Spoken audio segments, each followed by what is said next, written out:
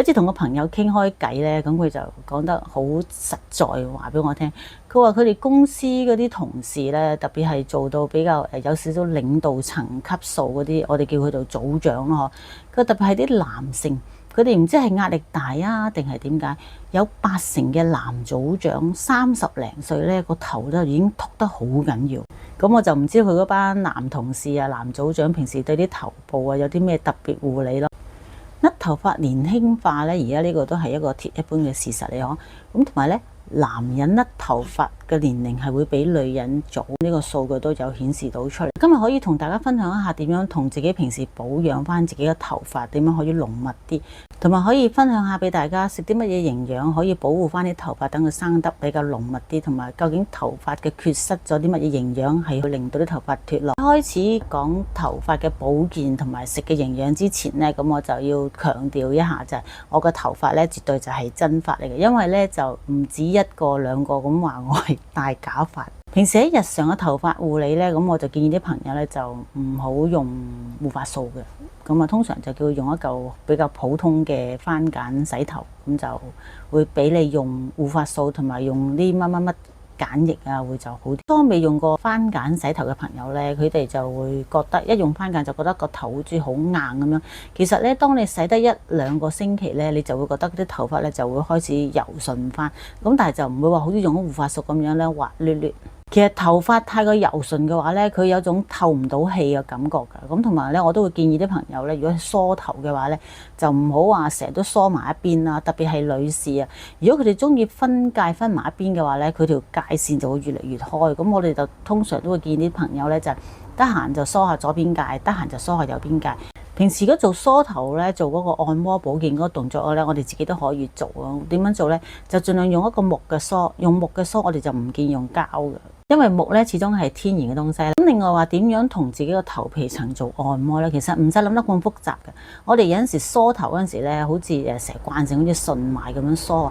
逆思維嘅意思咧，即係話咧，其實將個頭髮咧就由下向翻上咁樣梳翻上去，由下邊咁樣向上梳翻上去，跟住由後邊向前咁樣再梳翻上去。咁咧，如果有養開寵物嗰啲朋友咧，就知道我講乜嘢噶啦。如果我哋同啲貓貓狗狗梳毛嘅話咧，我哋永遠唔會就咁單向梳嘅，我哋係會向上向下。向上向下咁樣梳，咁樣咧梳完之後咧，嗰啲狗狗貓貓啊，嗰啲毛咧先至會鬆得舒舒服服嘅，同埋會透氣。咁其實人嘅原理係一模一樣嘅啫。咁我哋梳頭嘅時候咧，就唔好單邊梳，亦都唔好梳埋一邊。我哋將佢左左右右、前前後後咁樣梳下咧，咁其實呢個做到一個好好嘅按摩嘅效果嘅。咁又講得再懶啲嘅保健頭皮嗰個方法啦。咁其實我哋有陣時咧用翻自己嘅手指咧，都係一個非常之好嘅工具嚟嘅，而且係更加一定係天然添啦。咁我哋咧就用個好亂七八糟嘅拗頭方法嗰個手勢啊，嗱，唔好以為真係同你哋講笑啊！呢個功效係幾好嘅。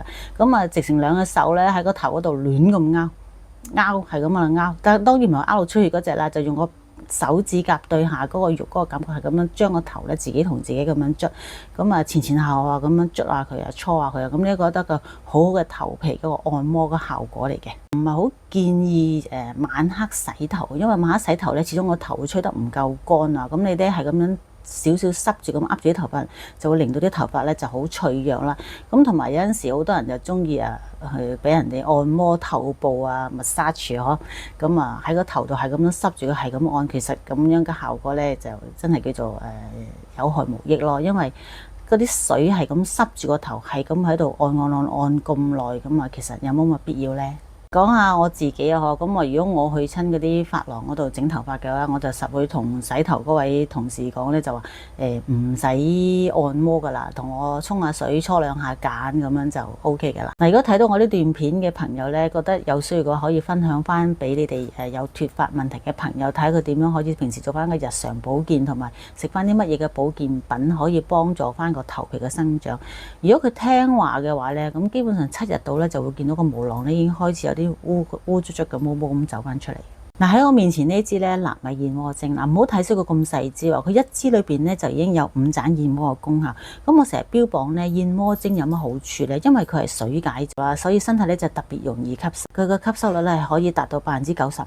嗱，點解燕窩精對頭髮生長都有幫助咧？咁我哋其實頭髮欠缺咗啲乜嘢營養係最緊要咧？其實微量元素咧對我哋頭髮都係非常之有用。嗱，燕窩精咧佢裏邊除咗冇脂肪之外咧，其實身體裏邊乜嘢營養咧，佢都已經可以補充得足夠俾我。如果最初食呢個燕窩精想體驗到個頭髮嘅效果嘅話咧，我係會建議啲朋友咧，首先喺你自己覺得頭髮稀疏嘅位置度影張相，然後咧就用翻我之前教嗰個方法。咁基本上咧，人體嘅細胞7日就會有變化。咁希望咧你食咗佢之後咧，7日你個毛囊就會開始有黑啲毛毛走翻出嚟。嗱，我希望呢支燕窩精咧，配合埋我頭先分享嗰個按摩頭皮保健方法咧，可以對一啲頭髮有脫落啊或者稀疏嘅朋友咧就有幫助。嗱，如果頭皮層如果完全已經封閉晒嘅咧，呢啲經驗咧我就未有啊。咁但係如果係頭髮脫落稀疏嗰啲咧，經驗咧就係有嘅。咁啊，大家可以不妨試下嗰個方法嘅。嗱，再長氣啲講下，咁啊，如果試過我剛才分享嗰個頭部嗰個護理按摩方法啦，咁同埋試過呢個燕窩精，覺得個效果係得嘅話咧，咁啊不妨持續進行。我哋想有效果嘅話咧，恆心再加埋堅持咧，咁其實呢個真係好緊要。有啲朋友咧就會問翻一個問題，佢話點解你好似講到個燕窩精咧，好似樣樣都啱咁樣？咁其實燕窩精真係樣樣都啱，同埋佢大人細路，包括孕婦，夠膽俾孕婦食嘅保健品咧，真係唔係咁多咁。呢隻咧就標榜連孕婦都係可以食用，咁所以呢個係絕對安全嘅食品。同埋再強調一次就係佢除咗冇脂肪之外，佢其實身體所需要嘅營養佢都齊全。咁有啲朋友就會話：燕窩喎，燕窩唔係生 cancer 嗰啲人唔食得嘅。其實數據都已經顯示到出嚟，就係其實要生cancer 嗰啲咧，你身體更加要需要多啲嘅營養。你唔夠營養嘅話，你點樣同嗰啲癌細胞打仗？所以坊間咧有啲好諷刺嘅例子就係點樣咧？佢係諗住唔食嘢就餓死啲癌細胞。其實呢一個思維咧係絕對錯誤嘅咯。你自己唔食嘢嘅話，你係餓死咗你自己啊，唔係餓死咗啲癌細胞嘅。你最緊要認同咧，身體係由細胞組成嘅，咁細胞亦都係由營養我哋嘅食物嚟到製造出嚟嘅。就算我哋嘅頭髮啦、毛髮啦、表皮啦、心肝脾肺腎啦，全部都係用一粒一粒嘅細胞做出嚟，佢哋就係靠營養嚟到將佢製造出嚟。食對營養係最重要嘅，咁啊希望每一個家庭咧都最少有一位識得懂健康管理嘅成員，祝大家身體健康。